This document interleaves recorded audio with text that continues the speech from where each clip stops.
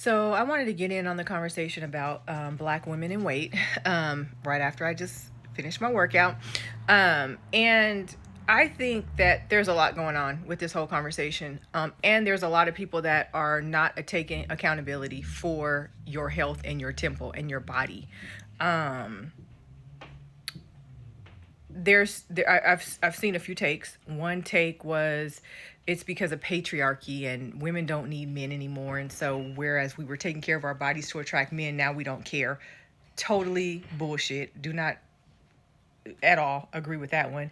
And then I just saw a video that was saying that the trauma that we have stored, cortisol levels are raised in Black women, stress levels are raised, and so therefore, body weight can fluctuate, which is a take that I do believe in. I think epigenetics. I believe in epigenetics, and I believe that we have a lot of trauma stored in our bodies. Now, it may materialize as being overweight, fibroids, endometriosis, infertility. All of those things are contributed to our stress levels and the history of stress in our community, right? But ultimately, once you become an adult and you can make adult decisions, you have to make the decision to take care of yourselves. I speak this all of the time. As a 47-year-old woman, you have to move your body. If you're not moving your body is going to fail you, okay? And in my 20s, I didn't know what my 40s were going to look like, but I started working out when I was about 22 years old. I'm naturally tall. I'm 5'10". I come from a family full of basketball players and big, tall dudes and tall women. My grandmother's 5'10" as well. But I wasn't athletic, and so I never played sports. I tried to play summer league basketball, and that was a disaster. I've always been like girly. My mom had me in ballet and tap and jazz and all of that stuff. So I never got into sports. So when I graduated high school, it was about 4 years between the time that I graduated and the time that I was like, you know what, I'm 22. I need to start taking care of myself. I had gained probably about 25 pounds. And I was like, you know what, I don't want this to be what my body is. And so I started taking care of myself. One of the things for me, though, is that I was raised by a mom that also did that. So my mom taught me how to take care of my body. My mom spent days, hours, weeks in the gym. Okay. That was her thing. I always call her the Black Jane Fonda because back in the 80s and the 90s, that's where my mom was. She was in that gym and she was taking me and my brother in there with her. And now as adults, we both have a healthy lifestyle, right?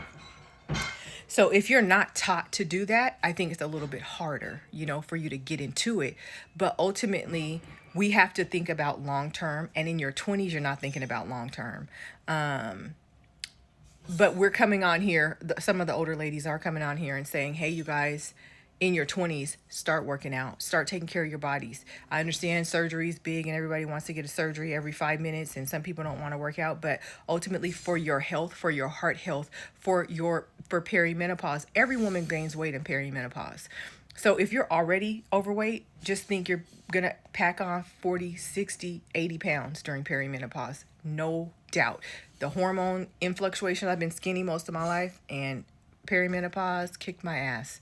I'm just now starting to feel good in my body and lose some weight. And I'm not even, I'm still a size 8, you know what I mean? But I just want to get back down to the size that I was comfortable at, which is a size 6. So the conversation is very much needed because we do not take accountability for our health. And I see so many women my age that are out of shape, that, do not work out. All they care about is going to work. And I understand I raised a child by myself too, but I made it a priority to get my ass in that gym, get on YouTube, make sure that working out was a part of my life on a daily basis. And it's so important for my girls in their 20s and your 30s. Go on a walk every day. Do something. You have to move your body. You have to move your body. And that is the key to aging and living life. You have to move. You cannot stop moving. Once you stop moving, that's when everything sets in. And then once you sit down, it's hard to get back up. So move your body. Take accountability for your health, not just in your 20s, not just in your 30s, in your 40s, your 50s, your 60s, and beyond.